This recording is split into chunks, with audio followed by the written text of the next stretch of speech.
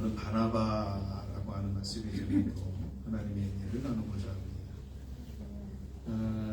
제가 주말 드라마 용감한 삼형제가 제목이 맞는지 잘 모르겠습니다만 그 드라마 내용은 안 보는 것이 좋은 내용인데 제가 그 드라마를 이제 이렇게 보면서 그 카레집 사장님의 이렇게 보면서 한 가지를 느낀 점이 하나 있었습니다. 그게 뭐냐면 어른이 어른답다라고 하는 것, 그건 참 아름답고 보기 좋고 참 멋지고 많은 사람들에게 유익이 되는 것이구나라고 하는 걸 생각하였습니다. 반대로 어른이면서도 어른답지 못한 것은 대단히 부담스러운 것이고 불편한 것이고 그리고 보기 흉한 것이다 라고 하는 것을 그 출연자를 통해서 새삼 생각하게 되었습니다. 우리 주변에서도 이러한 분들을 쉽게 만날 수 있을 것 같습니다. 만나서 대화를 하면 편안해지는 분들, 또 그래서 자신의 속마음까지도 다 털어놓을 수 있는 그러한 분. 그래서 언제든지 어떠한 이야기를 하고 싶다든지 또 만나고 싶다라고 하면 제일 먼저 떠올려지는 그러한 어른이 있는가 하면 반대로 만나기 싫고 만나면 반하고 말만 하면 싸움하는 그러한 어른도 있는 것 같습니다. 참 세상이 예전에 비하면 각박해진 것 같습니다. 그런 세상에서 어른다운 어른이 있다라고 하는 것은, 그리고 그 어른다운 어른을 만난다라고 하는 것은 참으로 행복한 일이다라고 할 수 있을 것 같습니다. 신앙 안에서도 마찬가지인 것 같아요. 신앙인다운 신앙인은 어느 시대를 막론하고 아름답고 귀한 존재라고 할 수 있습니다. 사실 신앙인이라고 한다면 누구나가 다 신앙인다워야 합니다. 그런데 이제 문제는 신앙인임에도 불구하고 신앙인답지 못하다라고 하는 것이 이제 문제가 되어지는 거죠. 왜 신앙인이면 신앙인다워야 하냐면 우리는 가장 고상하고 인격적이신 하나님을 나의 아버지, 그렇죠? 모시고 있죠. 그리고 우리는 그분의 자녀이지 않습니까? 또한 우리는 그 하나님을 가장 많이 닮은 예수 그리스도를 쫓아가는 제자들, 그분의 제자들이기 때문에 우리는 신앙인다워야 하는 것입니다. 그러기에 신앙인에게서는 하나님의 인격이 드러나요. 그러지 못하다 보니까는 어떠한 일들이 벌어지냐면 세상으로부터 지탄을 받고 사람들로부터 손가락질을 받는, 욕을 먹는 그러한 일들이 일어나는 것 같습니다. 이러한 현상이 되다 보니까 무슨 신앙인답게 살아가는 것이 특별한 것처럼 여겨지는 그러한 세상이 되어버리고 말았어요. 근데 신앙인이 신앙인답게 살아가는 것은 사실 특별한 일이 아니라 그거는 당연한 일이라는 거예요. 당연한 일. 이러한 이 경향이 되어진 것이 참 마음이 속상하고, 어떻게 이 신앙인들이 지금까지 우리가 보여낸 것들이 참 많은 걸 보여내지 못하였다라고 하는 것에 참 먼저 참 하나님 죄송함을 느끼고 그렇죠? 안타까움을 느끼게 되었습니다. 그렇다고 해서 우리가 해야 할 일들을 멈추어서는 안 될 것 같습니다. 우리 신앙인의 목표는 예수님을 닮아 가장 고상한 인격의 소유자이신 하나님의 모습을 갖는 것. 그렇죠? 그러니까 예수 믿는 사람 그러면 그냥 하나님의 모습이, 예수님의 모습이 그 사람의 모습 속에서 드러나야 그게 참된 신앙인이다 라고 이야기합니다. 그래서 사도행전 11장에 보면 안디옥 교회에 이 안디옥 교인들이 안디옥에 사는 사람들에게 저 사람들 그리스도인들이야 라고 하는 이야기를 들었다라고 하는 말씀이 기록되어져 있습니다. 그러니까 그리스도인이라고 하는 말은 우리로 쉽게 얘기하면 예수쟁이, 그렇죠? 그러니까 저 사람은 정말 골수분자야, 이러한 이야기입니다. 그렇죠? 그러니까 그러한 이야기를 사실은 듣는 것이 정상적인 것이다 하는 것입니다. 그러기에 성경은 우리로 하여금 예수 그리스도를 닮아서 하나님의 인격을 소유하는 자들이 되어지도록 하기 위하여서 하나님은 성경을 통해서 앞선 신앙의 선배들의 발자취들을 우리에게 남겨주었습니다. 그래서 우리로 하여금 우리가 어떻게 살아가면, 어떻게 행하면 하나님을 닮는, 하나님을 인격을 닮는 그러한 존재가 될 수 있는가라고 하는 것을 우리에게 제시해 주고 있습니다. 오늘은 이 바나바, 수많은 성경의 인물들이 있습니다만은 또 정말 수많은 인격적인 사람들을 소개할 수 있습니다만은 오늘은 좀 바나바라고 하는 이 한 사람을 좀 우리가 좀 한번 생각해 보면서 우리의 신앙의 모습을 어떻게 가져야 될까? 하나님을 닮는 그러한 신앙의 경주들을 어떻게 해야 되는가 한번 좀 우리가 좀 생각해 보려고 합니다. 오늘 말씀은 바나바가 어떤 사람인가에 대하여서 소개하고 있는 내용입니다. 바나바가 어떠한 사람인가? 성경은 이렇게 증거하고 있다는 겁니다. 두 가지로 얘기하죠. 바나바는 착한 사람입니다.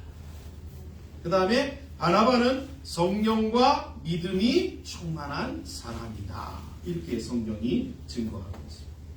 착하다라고 하는 말은 좀 우리가 생각하는 것과 같은 의미인 것 같습니다.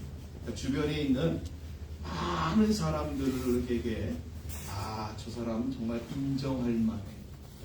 저 사람은 정말 하나님 믿는 사람, 교회 다니는 사람 내가 인정해. 인정 안 할 수가 없어. 이렇게 인정받는 것을 가리켜 착한 사람이다 라고 하는 것을 성경에 말하고 있습니다. 또한 성령과 믿음이 충만한 사람이라고 하는 것은 그릇에 물이 꽉 찬 상태를 가리키는 단어입니다. 여러분 그릇에 물이 꽉 차면 어때요? 그 다음에 물이 들어가면 넘칠 수밖에 없죠. 그렇죠? 그러니까 이 성령과 믿음이 충만한 사람은 그릇에 물이 꽉 차서 넘칠 수밖에 없는 상황처럼 그의 안에 있는 하나님의 성품과 인격과 또 하나님의 은혜와 또 하나님으로부터 배운 그러한 신앙의 모든 것들이 그의 삶에 나타나고 넘쳐나는 그러한 상태를 가리키는 말이다라는 것입니다. 그래서 성령과 믿음이 충만하다라고 하는 것은 이 언어나 표정이나 사고나 삶을 통해서 외적으로 신앙인의 모습이 넘치도록 표현되고 있음을 보여주는 말씀인 것입니다. 그렇죠? 그러니까 신앙인이라고 하는 걸 여러분 잘 기억하셔야 돼요. 신앙인이라고 하는 게 뭐예요? 여러분 우리가 보통 신앙인 그러고 또 성령과 믿음이 충만하다라고 하면 어떤 생각을 하냐면 이런 생각을 해요. 기도를 많이 한다든지 말씀을 많이 읽어서 많이 안다든지 또 그 다음에 봉사를 많이 하고 헌신을 많이 하고 교회 일을 많이 한다든지라고 하는 생각을 우리는 갖게 돼요. 그러나 성경은 그렇게 이야기하고 있지 않다는 거죠. 성령과 믿음이 충만하다라고 하는 말은 뭐예요? 그의 삶에서 그의 언어나 그의 행동이나 그의 생각이나 그의 마음이나 그의 어떠한 모든 삶의 내용들 속에서 신앙적인 모습들이 표현되고 나타나고 그래서 신앙으로 살아내가는 그러한 삶의 여정들이 있다라고 하는 것으로 증거합니다. 우리는 보통 그래서 이러한 성령의 충만함과 믿음이 충만하다라고 하는 것을 놓쳐버리는 경우들이 너무 많아요. 그럼 기독교는 여러분 불교하고 다른 게 뭐예요? 불교는 산으로 돌을 닦으러 가잖아요. 기독교는 어디로 가는 거예요? 어디로 가는 종교예요? 너희는 세상의 빛이고 소금. 우리를 하나님께서 우리를 산속에 가서 기도하게만 하고 성경만 읽으라고 하나님이 우리를 세상에 보내신 게 아니다. 너희는 세상 가운데 나가서 세상 사람들과 부딪히면서 그들 속에서 살아가면서 빛이 되고 그들 속에서 살아가면서 소금이 되고 이르기 위해서 우리를 우리의 주어진 삶의 현장으로 보낸 것이다. 그래서 그의 삶의 현장에서 뭐예요? 우리의 언행 심사를 통해서 하나님을 보여내는 것, 그게 참된 신앙이 바로 바나바와 같이 믿음과 성령이 충만한 사람이다라고 하는 것을 우리에게 일러주고 있습니다. 그렇다고 한다면 이 착한 사람이라고 불리우는 바나바, 성령과 믿음이 충만하다라고 일컫는 이 바나바가 어떠한 삶을 살았는가? 어떻게 살았기 때문에 성경은 그를 가리켜서 모든 사람들에게 인정함을 받는, 그리고 그의 삶에서 신앙인다운 모습을 보여내는 사람이라고 성경은 증거하고 있는 것인가? 라고 합니다. 이 내용을 좀 우리가 좀 살펴보려고 합니다. 그래서 우리의 신앙의 좀 지표를 삼고 또 모델을 좀 한번 삼아보려고 합니다. 바나바라고 하는 이름이 성경에 처음 등장하는 것은 사도행전 4장 36절에 처음 등장합니다. 제가 읽어드릴게요. 구브로에서 난 레위족 사람이 있으니 이름은 요셉이라.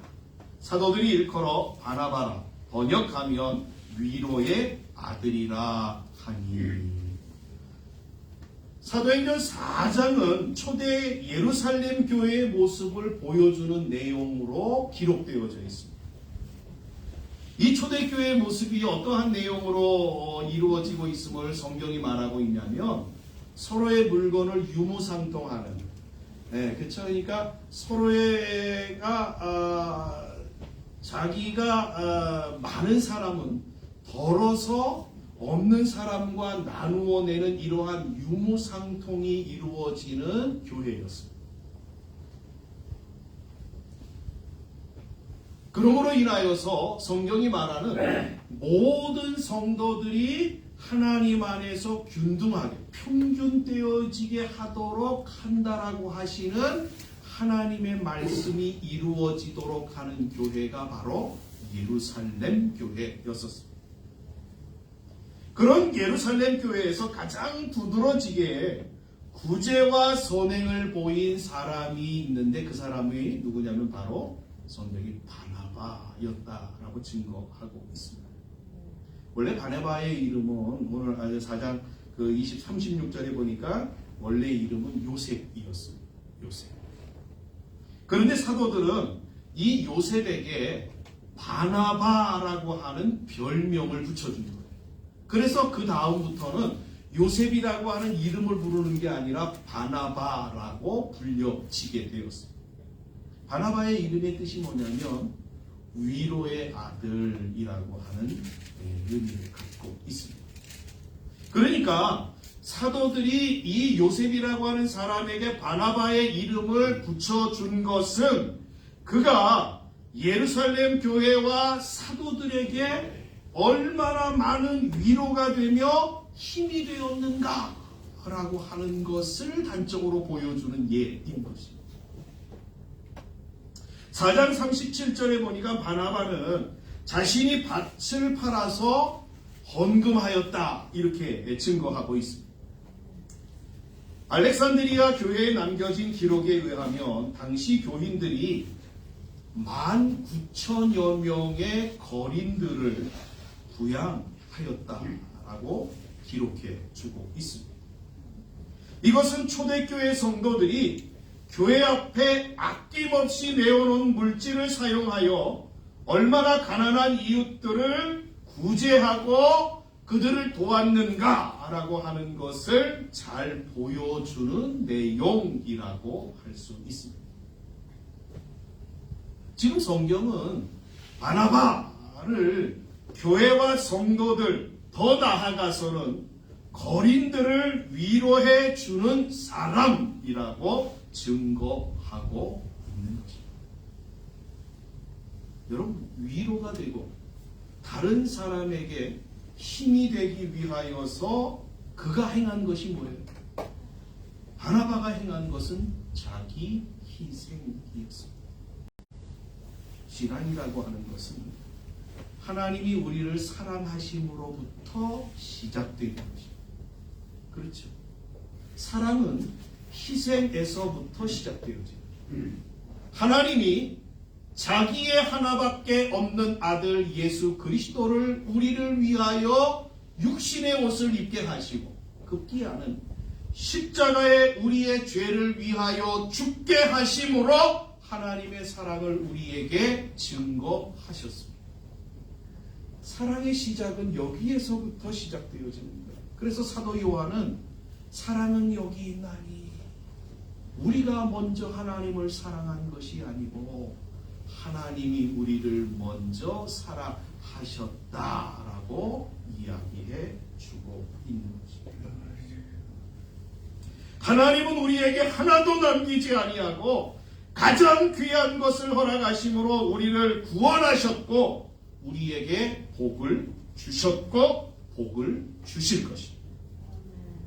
그런데 하나님의 자녀라고 말하는 신앙인들이 그 하나님을 조금 더 닮지 않았다라고 하는 것은 매우 이상한 일이라고 할 수 있습니다. 그렇죠? 우리가 하나님을 믿는다고 내가 하나님의 자녀라고 하면서도 희생이라고 하는 단어하고는 조금도 상관이 없는 그러한 삶을 살아가고 있다라고 하면 그거는 아주 이상한 일인 것입니다. 프란치스코라고 하는 사람이 평화를 위한 기도를 하였습니다. 그 내용이 이러한 내용, 여러분 잘 아시는 내용이죠. 주여 나를 당신의 평화의 도구로 써주소서. 미움이 있는 곳에 사랑을, 다툼이 있는 곳에 용서를, 분열이 있는 곳에 일치를, 의혹이 있는 곳에 신앙을, 그릇됨이 있는 곳에 진리를, 절망이 있는 곳에 희망을, 어두움의 빛을, 슬픔이 있는 곳에 기쁨을 가져오는 자 되게 하소서. 위로받기보다는 위로하고 이해받기보다는 이해하며 사랑받기보다는 사랑하게 하여 주소서. 우리는 줌으로써 받고 용서함으로써 용서받으며 자기를 버리고 죽음으로써 영생을 얻기 때문입니다. 이렇게 기도하였습니다. 바나바는 위로받기보다는 위로한 사람이었습니다. 이해받기보다는 이해한 사람이었고 사랑받기보다는 사랑하는 그러한 사람이었습니다. 이것이 바로 하나님을 믿는 신앙인의 모습임을 우리는 바나바를 통해서 확인하게 되어지는 것입니다. 우리는 지금 내가 이 말씀을 들었다고 해서 우리의 전 재산을 팔라는 얘기 아닙니다. 여러분, 그런 얘기 절대 아니에요. 여러분, 제가 늘 말씀드리잖아요. 예수 믿는 신앙인들이 가장 큰 베푸는 사랑이 뭐냐? 기도입니다. 다른 사람을 위해서, 나의 형제를 위해서, 나하고 생판 모르지만 어려움을 당하고 있는 사람을 위하여 기도를 나누는 사랑에서부터 우리의 희생과 사랑은 시작되어지는 거예요. 거기다 조금 나의 것을 나누어서 얹어내고 물질을 얹어내면 더 아름다운 사랑으로 그 사랑은 승화가 되어지는 거예요. 이 사랑에서부터 그리스도인의 사랑은 희생이 시작되어져야 됩니다. 그러한 은혜가 우리 모두에게 있기를 주의 이름으로 간절히 축복합니다. 두 번째로 바나바의 이름이 등장하는 성경은 사도행전 9장 27절입니다. 제가 읽어드릴게요. 바나바가 데리고 사도들에게 가서 그가 길에서 어떻게 주를 보았는지와 주께서 그에게 말씀하신 일과 다메섹에서 그가 어떻게 예수의 이름으로 담대히 말하였는지를 전하니라. 사울이라고 하는 청년이 있습니다. 나중에는 그 사울이 바울이라고 하는 이름으로 바뀌었습니다만은 이 사울이라고 하는 청년이 다마스커스로 가는 길에서 예수 그리스도를 만나게 되었죠. 예수님을 만난 후에 이 사울은 자기가 지금까지 해오던 예수님을 믿는 사람들을 잡아다가 죽이고 그들을 고문하던 일들을 멈추고 반대로 예수님을 증거하는 일을 하기 시작하였습니다. 그런 그가 어느 날 갑자기 예수를 전한다고 하니 유대인들은 물론 사도들과 믿는 사람들까지도 사울을 의심과 두려움의 눈으로 보며 그를 멀리하기 시작하였습니다. 사울은 계속해서 사도들과 친해지기 위해서 예루살렘 교회에 친해지기 위하여서 그들과 같은 편이라고 하면서 계속해서 접근을 하였지만 사도들은 저 예수를 죽일 예수 믿는 사람들을 죽이던 사울 아니냐? 저 우리를 핍박하던 사울 아니냐? 교회를 괴롭히던 사울 아니냐라고 하는 이 의심의 눈초리를 거두지 아니하고 끊임없이 사울을 멀리하였던 것이었습니다. 그런 그때 사도들과 성도들과 사울 사이에 중재자로 나선 사람이 있었습니다. 그가 누구냐면 바로 바나바였습니다. 바나바가 사울을 왜 도와줬는가라고 하는 것을 사실은 좀 성경에서도 잘 확인할 길이 없습니다. 그러나 문헌에 보면 과거에 가말리알 문화에서 같이 공부한 동문수학한 그러한 경험이 있는, 그래서 안면이 있고 절친한 그러한 사이인 거라는 것은 알 수 있을 것 같습니다. 또한 사울이 어떻게 예수를 전하는 사람이 되었는가?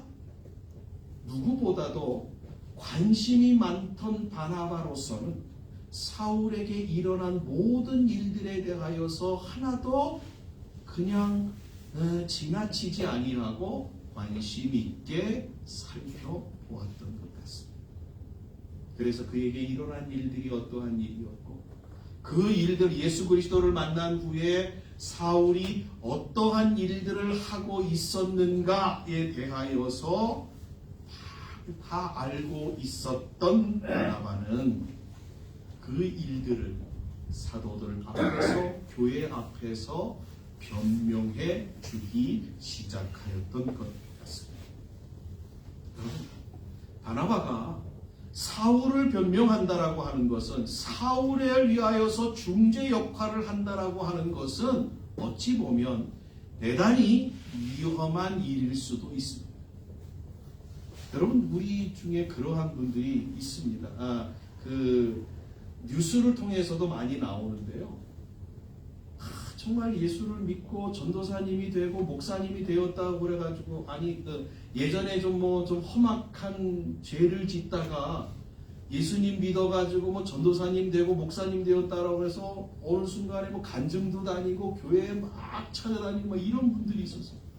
그런데 한참 지나고 나서 그분들이 어떠한 뉴스를 접하게 됐냐면 또 범죄에 연루돼가지고 또 철장 신세를 지고 있다 이러한 뉴스들을 접할 때, 이게 어째 이러한 일들이 일어나는 건가? 사람은 도대체가 이게 목사님이 돼도 믿을 수가 없어요. 예수님을 만났다고 하는데도 말하는데도 이게 믿을 수가 없는 거예요. 그렇죠? 이러한 경우들이 얼마나 많이 생기는지. 그러니까 사람들은 사울을 향하여서 아마 그러한 생각들을 갖고 있는 것 같아요. 저가 지금 예수님을 만났다고 그래가지고 열심히 전도를 하고 다니는 것 같은데 조금 더 지켜봐야 되는 거 아니야? 진짜인지 가짜인지 알 수가 없어. 이렇게 지금 주시를 하고 있는 거예요. 여러분, 이러한 상황이라고 한다면 바나바가 사울을 중재해 준다라고 하는 것은 대단히 위험한 일일 수 있다라고 합니다. 만약에 사울이 자신의 본색을 드러내서 옛날의 모습으로 돌아가 버린다고 한다면 바나바는 자신의 이름을 걸고 사울을 도와줌으로 인하여서 자신의 모든 권위와 자신이 지금까지 쌓아왔던 모든 것들을 하루아침에 다 잃어버리는 그러한 상황이 되어지기 때문인 것입니다. 그럼에도 불구하고 바나바는 그러한 일들을 다 접어두고 사울을 돕는 일을 최우선으로 하였습니다. 성경은 기록하고 있지 않습니다만은 아마도 아마 이 바나바의 어떠한 행동 가운데에는 그가 하나님의 선하신 뜻이 어디에 있고 사울을 통하여서 하나님이 어떠한 일들을 작정하시고 계획하신 일들이 있는가라고 하는 것을 어렴풋이 바나바가 깨달은 것이 아닌가라고 생각해 봅니다. 여러분, 이러한 일들 앞에서 바나바는 정말 자신의 위치를 고수하려고만 하는 그러한 사람이 아니었고 도리어 위기에 처해 있고 어려움을 당하고 있던 사울을 도와주는 데 기꺼이 자신의 모든 것들을 내어 던졌던 사람, 그가 바나바이었음을 우리는 말씀을 통해 확인하게 되었습니다. 여러분, 신앙인들, 예수 믿는 사람들을 우리에게 하나님이 맡겨주신 사명이 있습니다. 그것이 뭐냐면 고린도후서 5장에 보니까 하나님과 우리 사이에 화평을 이루는 피스메이커로 하나님의 사람들을 이 땅에 보내셨다라고 하는 것이 성경의 말씀입니다.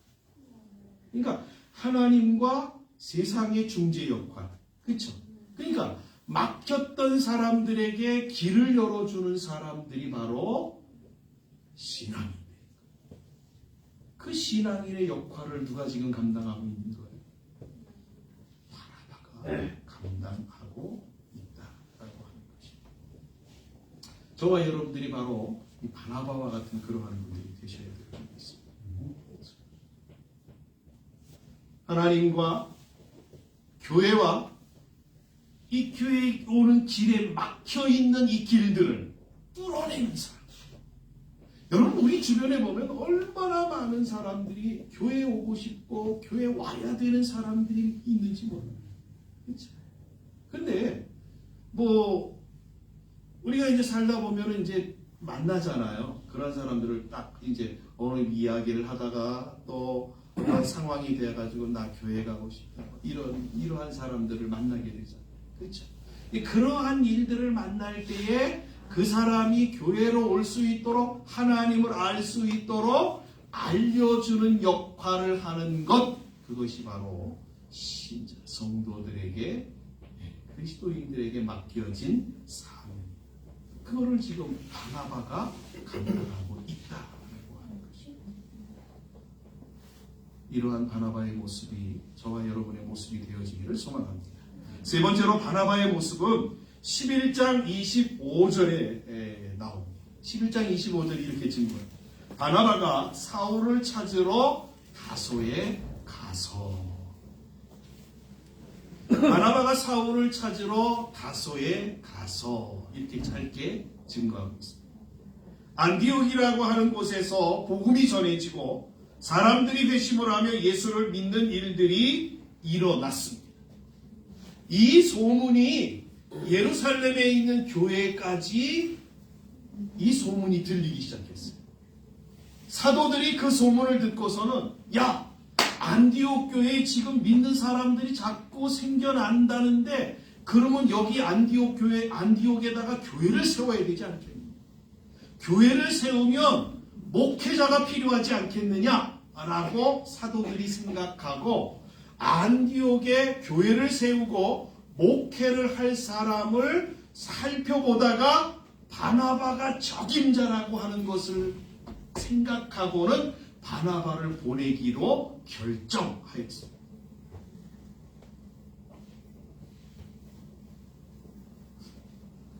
바나바는 이 사도들의 뜻을 따라서 안디옥 교회 파송을 받아서 교회를 세우고 교인들을 모아서 그들을 교육하고 신앙생활하도록 격려하였습니다. 그래서 성경에 보니까 이 바나바가 안디옥에 가서 안디옥 교회 교인들에게 어떻게 이야기했냐면 이렇게 굳은 마음으로 주께 붙어 있으라 라고 권면하며 사역을 하였음을 성경이 증거하고 있습니다.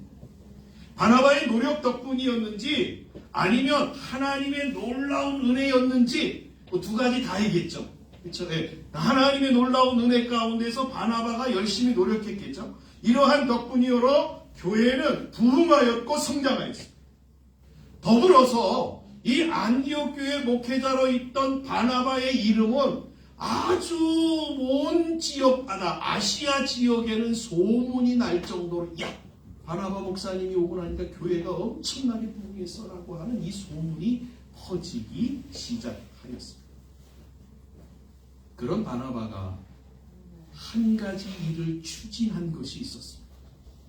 그것이 뭐냐면 저 다소에 있던 사울이 자신의 집이 있던 다소에 있던 사울을 데리러 다소로 갔던 것이었습니다.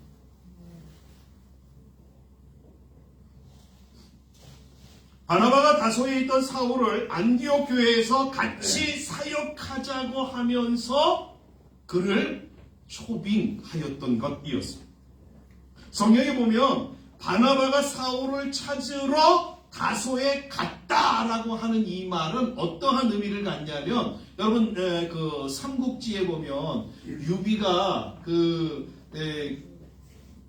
누구죠? 갑자기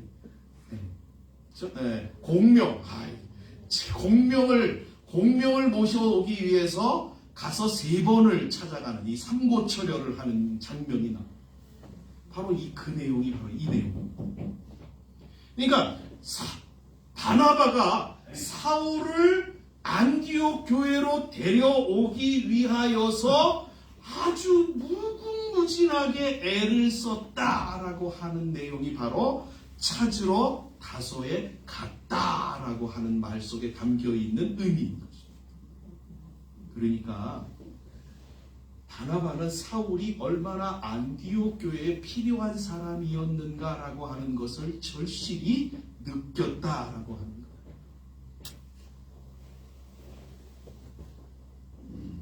왜 바나바가 이 사울을 안디옥 교회에 데리고 왔을까요?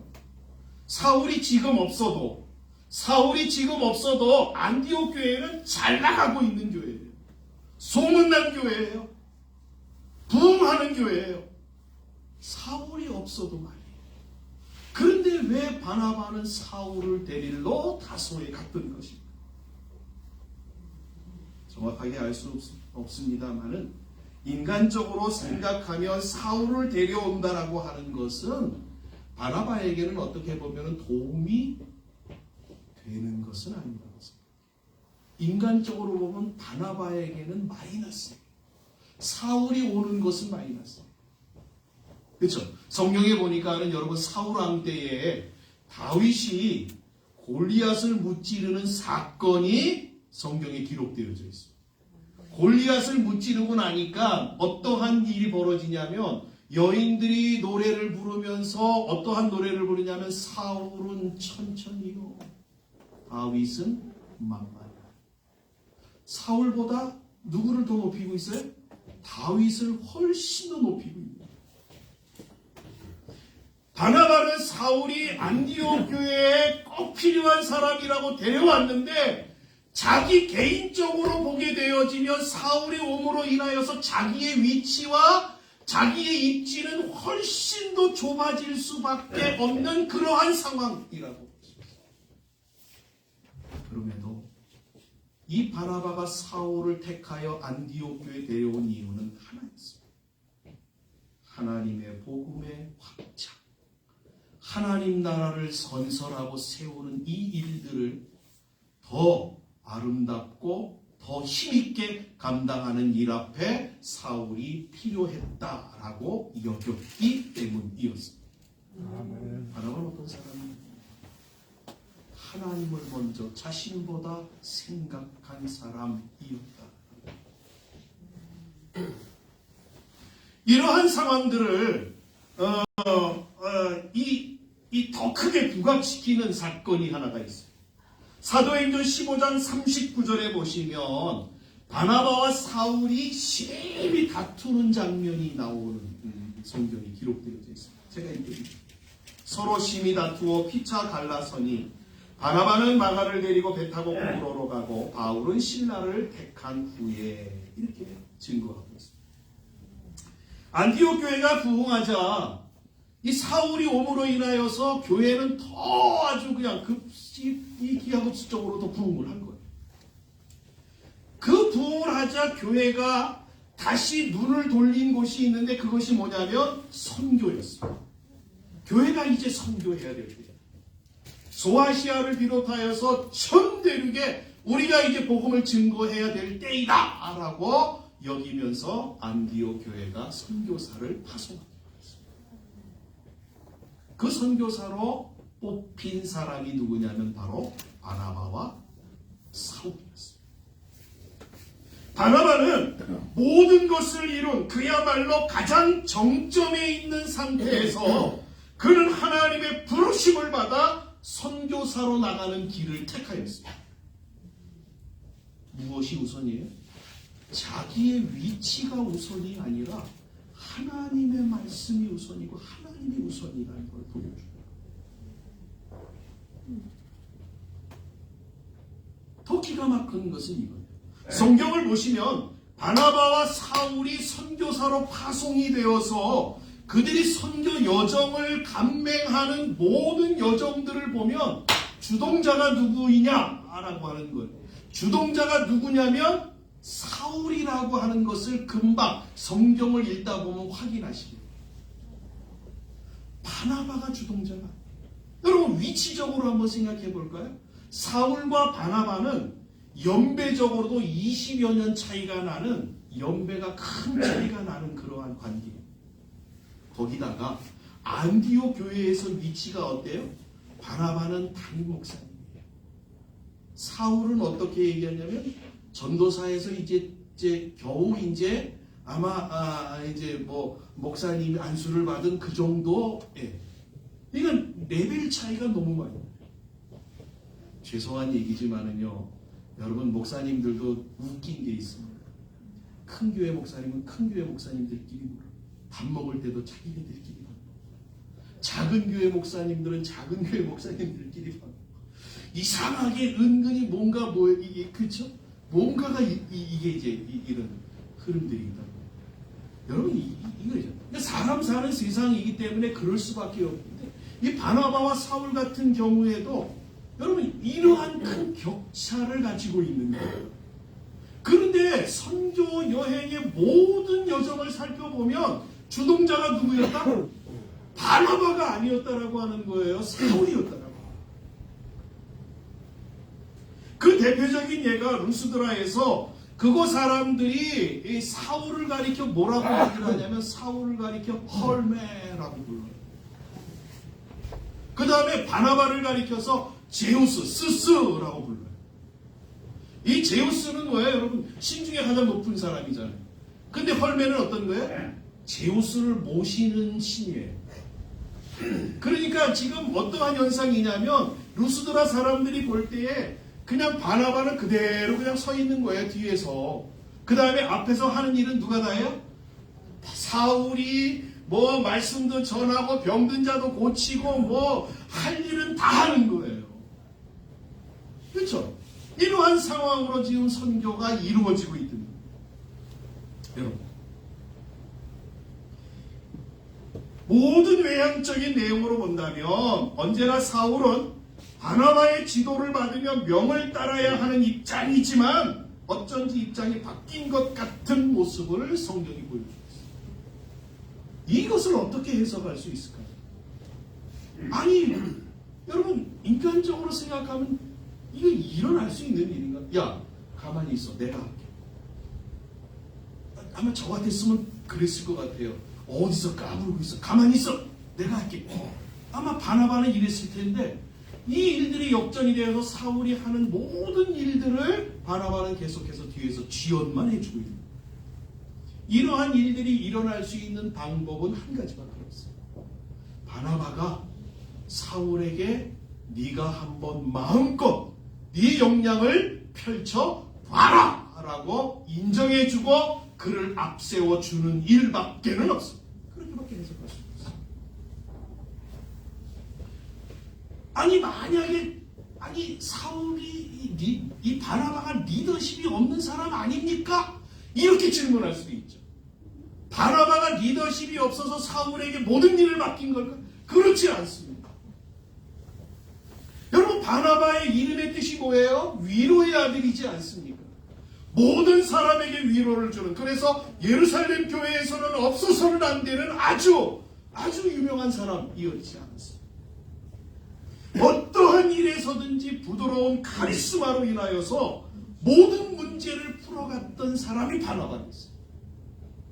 안디옥 교회 바나바가 감으로 인하여서 어떠한 일들이 벌어졌다라고 하는 것이 성경이 증거하고 있잖아요. 그러니까 바나바의 리더십을 우리는 또 의심할 필요가 전혀 없습니다. 그렇죠? 그럼에도 불구하고 사울을 앞세웠던 것은 바나바가 그에게 모든 것을 맡겼기 때문이다 라고 합니다.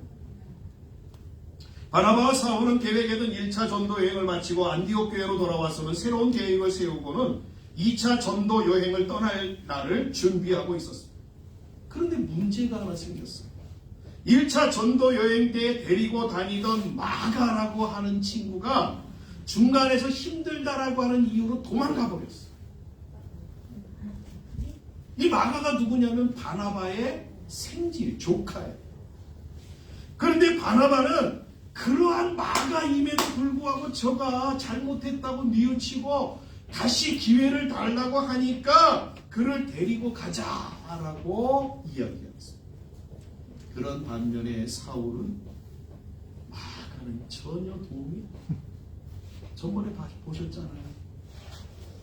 한 번 실수는 뭐 그런 거 있잖아요. 그렇죠? 한 번 실수는 두 번 실수 안 하는 법 있어요? 아마 똑같을 거예요. 그러니까 사울은 마가 절대로 데리고 가지 말자 라고 하면서 이 문제 때문에 바나바와 사울은 다툼이 생겼습니다. 그래서 성경은 이들이 각자 다른 방향으로 선교를 하기로 결정하였다라고 증거하고 있습니다. 사울은 신라를 데리고 그가 먼저 선교 여행을 했던 지역을 돌아보기로 하고, 바나바는 마가를 데리고 자신의 고향인 구브로, 지금의 키프로스로 가기로 하였습니다. 이후 성경에서는 바나바의 이름이 거론되고 있지 않습니다. 없어져 있습니다.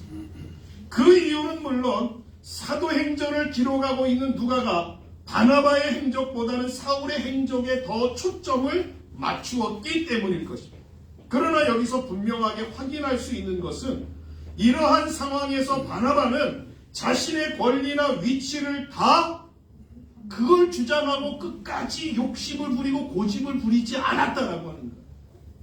그냥 내려놓고 그 다음에 모든 선교 여행의 전권을 사울에게 맡기고 자신은 뒤로 자신의 고향인 구브로로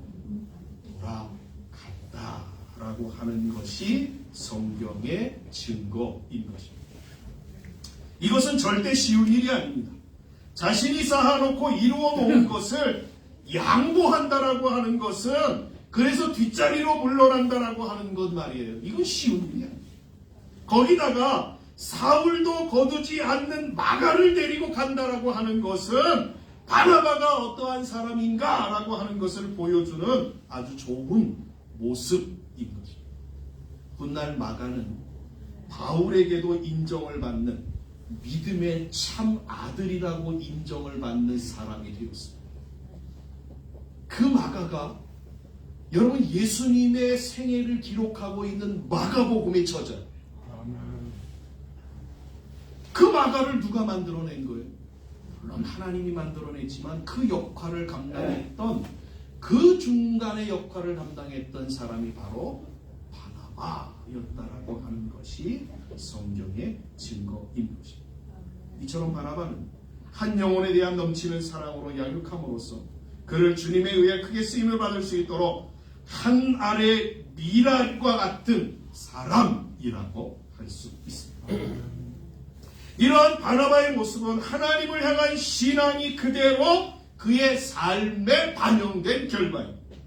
신앙인들은 우리의 신앙을 말이 아니라 행동과 우리의 삶으로 보여주어야 합니다. 그게 진짜입니다.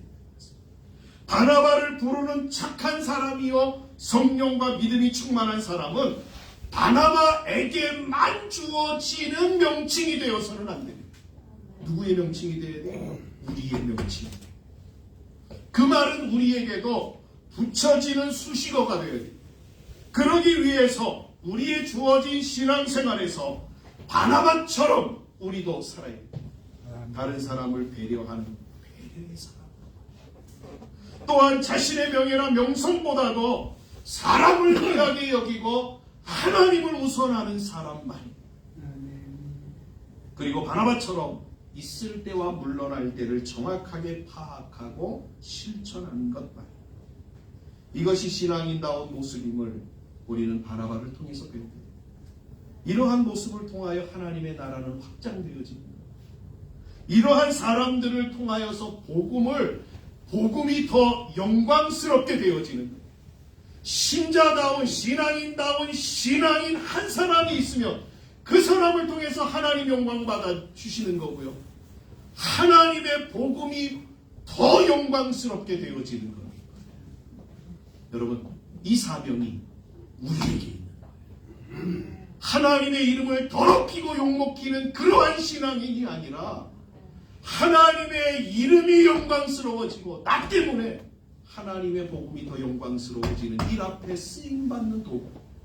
이게 정말 신앙이라는 아멘. 저와 여러분들이 이러한 신앙인들이 되어지시기를 주님의 이름으로 간절히 축복합니다. 아멘. 기도하겠습니다. 하나님 감사합니다. 바나바를 통하여서 신앙인다운 신앙인의 모습을 저희들이 생각하였습니다. 하나님, 저희들이 주신 말씀을 기억하고 남은 생애 동안에 이러한 모습으로 아름다운 유종의 미를 거두며 또 우리의 이름을 주의 생명책에 또한 우리의 주어진 삶에 남겨내는 우리의 성도들 되어지도록 축복해 주시옵소서. 감사하며 예수님의 이름으로 기도하옵나이다. 아멘.